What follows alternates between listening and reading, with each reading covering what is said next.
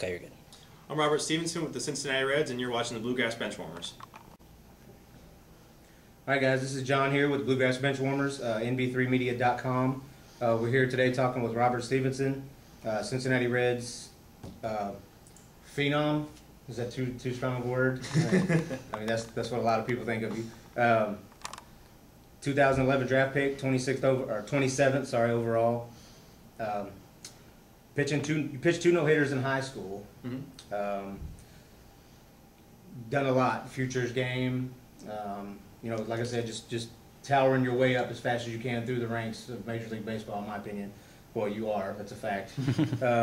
With such a bright future ahead of you, up until this point right now, I know you have so much ahead of you right now, you future-wise. But what's your favorite baseball memory, like up to today? Favorite baseball memory?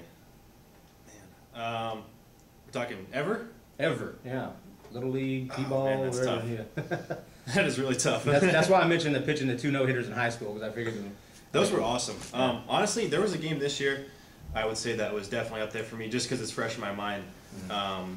Back in, it was a little over a month ago or so when I was with the Wahoos, Mm-hmm. and that was my first complete game as a professional, and I ended up getting the complete game because we won it on a walk-off home run. That was pretty special.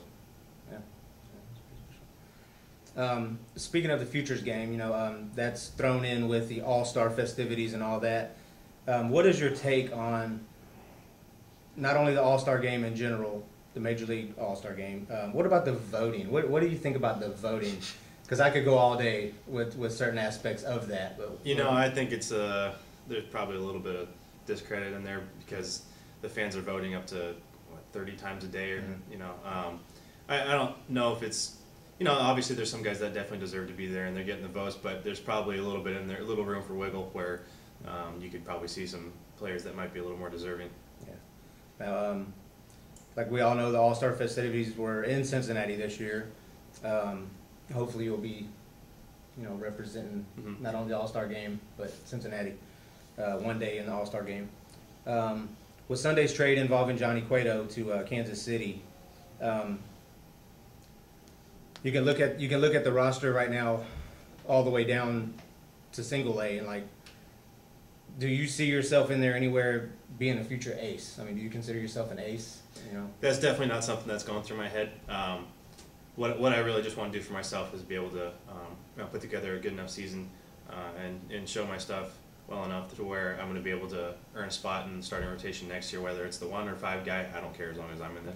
If I'm in that rotation, then I'm happy, and just get a chance to help the team win. Yeah. Is that a little overrated in a pitcher's mind, the 1 through 5? I mean, you know, everyone's going to pitch the same amount of times anyway. Yeah. You know, the rotation gets mixed up between rain and just the way the schedule always falls. So it's honestly just for the opening day maybe is really the only time you'll see when aces match up against each other. Yeah. Being born in California, around the San Francisco area, right? Mm-hmm. Where you're born. Favorite team, player growing up? Was it Giants, San Francisco? Or Yeah, I was always a Giants fan growing up. Mm-hmm. You know, it was hard not to love Barry Bonds when he was playing there. I also really liked watching Jason Schmidt and Matt Cain when I was younger. Pitching. What's your take on, like, I know you're a young player, but you grew up steroid era. I mean, that's fresh in your mind. You know, like some younger players, you know, after this kid right here, you know, they'll probably look back and say, man, what was the steroid era? I don't understand, blah, blah, blah. Do you feel, you know, you're in the clubhouses every day. You see guys come down, you know, whether they're rehabbing or something. Do you think it's over? Do you think the steroid era is like officially over? You know, honestly, if you start asking around and you hear about someone doing steroids, it's kind of like, oh wow, like you don't really see it too often. You know, I couldn't tell you of a first-hand experience seeing it at all. Yeah. You know, I've heard about maybe a few guys that have been caught with it, but I've never really seen anything, especially in our organization. Yeah, I say it's always a shock. Yeah, not only it's for the definitely fans. a shock. I can imagine being there. Yeah, you're like, oh gosh, you know. Yeah. You know, personally knowing that guy, if he got, you know what I'm saying. Yeah. You know, I've never personally known anyone, so it'd be weird for sure. Yeah.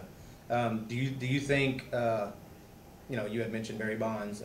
Will that affect Hall of Fame votes? Do you think in your mind? I mean, You know, obviously as a fan, when I was growing up, I would have said that he should have been in there. But you know, I'm sure there's people that are voting, and they're probably going to count that against him. And you know, I'd say there's a pretty high chance that he never makes it in just because of that. And, it's sad, especially a guy like that who probably would have made it in before that, just because of his numbers before that. Oh yeah.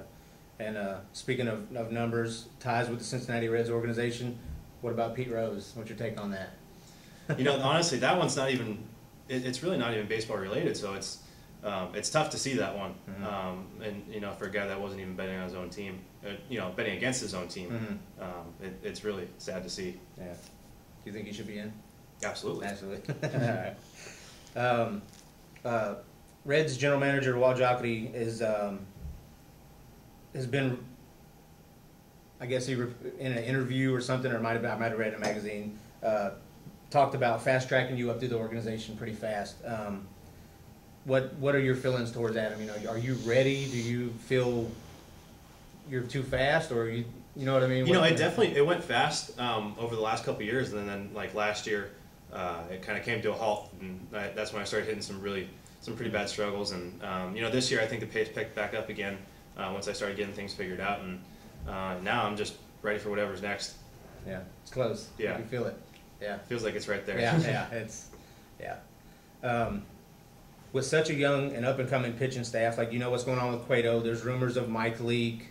You know, Iglesias has already been up. DeSclafani's up there now, young pitcher. Got him via trade. You have Lorenzen, who's been up playing, pitching already.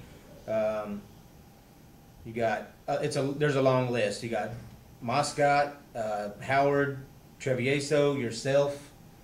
What are some of the pressures, knowing not only for you coming up as fast as you are? What if, like right now, say September call-ups, you're up there with Moscott and Iglesias, and you guys have a young pitching? I mean, in my mind, I'm excited because you were getting a whole new pitching. I mean, the pitching is going to be amazing, you know, and I'm looking forward to it.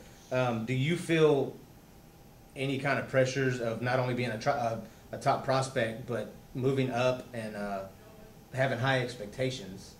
You know, not only as yourself, but like if you were thrown in with a mixture of 4 other young, talented pitchers, you know, would there be a lot of pressure there? I mean, as far as expectations? You know, I mean, in a season where there's been a lot of rookies making their debut, I'd say there's probably not as much pressure as normally would be, just because everybody's going to be new to the system, and you know, you're going to have to take a little while to get your feet wet and get used to the way things work around there, and just get comfortable at that level. But you know, I'm sure there'll definitely be some pressure, but you know, it's definitely helpful having guys up there that are young and that I'm also friends with. That make it a lot easier. Yeah. You had said in an interview recently that the trade deadline can affect a player, whether it's not necessarily you, like the Cueto trade. The Bats just received 2 new young pitchers, right. So you know.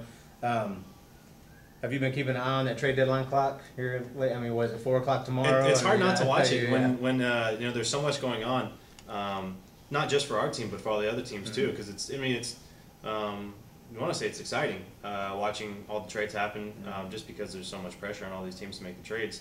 Yeah, you can't put too much thought. Like I said before, you can't put too much thought into it because you're not the one in control. But everybody's looking because you want to know what's going on. Oh yeah. All right, just a little fun question here. With tonight being 80s night, I mean, you know, you were born in '93. Are you familiar with 80s music or movies, or can you relate? Do you have any favorites? I mean, just off the top of your head. Are you Cyndi Lauper, Michael Jackson? I mean, I know that's older. I mean, I know you know all their music, but no. It's a little bit before me. I'm not really sure if there's a whole lot that I do know. Well, I mean, I was born in '78. I still know some of the '70s movies. Okay, I'm lying. But all right, I just figured we'd have fun with that.